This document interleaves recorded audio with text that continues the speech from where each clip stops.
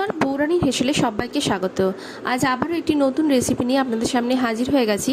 আজ আমি বানিয়ে দেখাবো জামের মজিতো বা মোহিতো। চলুন দেখে নেওয়া যাক আমি কি পদ্ধতিতে এটাকে বানাচ্ছি।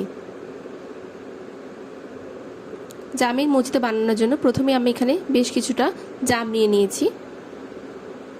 দেখুন এখানে আমি কালো জাম নিয়ে নিয়েছি। এবার এই জামগুলোকে আমি ছুরির সাহায্যে কেটে নেব, আর যে দানাটা আছে ভেতরে সেটাকে আলাদা করে দেবো।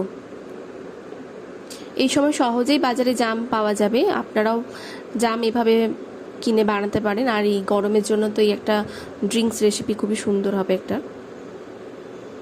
এইভাবে আমি প্রত্যেকটা জামকে কেটে নেব। আপনারা চাইলে হাতের সাহায্যেও ম্যাশ করে নিতে পারেন, কিন্তু এটাতে অনেকটা সুবিধা হবে। দেখুন এরকমভাবে কেটে নিচ্ছি।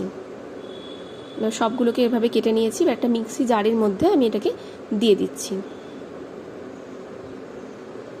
একই সাথে দিয়ে দিচ্ছি পরিমাণ মতন ব্ল্যাক সল্ট, দিচ্ছি চিনি। এখানে 2 চামচ মতন আমি চিনি ব্যবহার করছি। আর দিয়ে দিচ্ছি পাতিলেবুর রস। এবার এই সমস্ত কিছুকে নিয়ে আমি একটা ভালো মতো পেস্ট বানিয়ে নেব, মানে যেটা একটা পাল্প মতন তৈরি হবে। পেস্ট বানানো হয়ে গেছে। এবার আমি এটা সার্ভ করে দেবো। তার জন্য আমি এখানে কাঁচের গ্লাস নিয়ে নিয়েছি। আর দেখুন পাল্পটা তৈরি হয়ে গেছে। এবার এই গ্লাসের মধ্যে আমি চামচের সাহায্যে পাল্পটাকে দিয়ে দিচ্ছি। এখানে প্রায় 3 চামচ মতন আমি পাল্পটাকে দিয়ে দিলাম।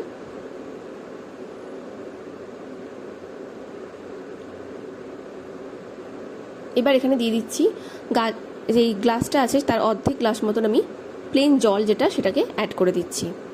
আর একটা চামচের সাহায্যে ভালো করে মিশিয়ে নিচ্ছি। আর সবশেষে দিয়ে দেব সোডা।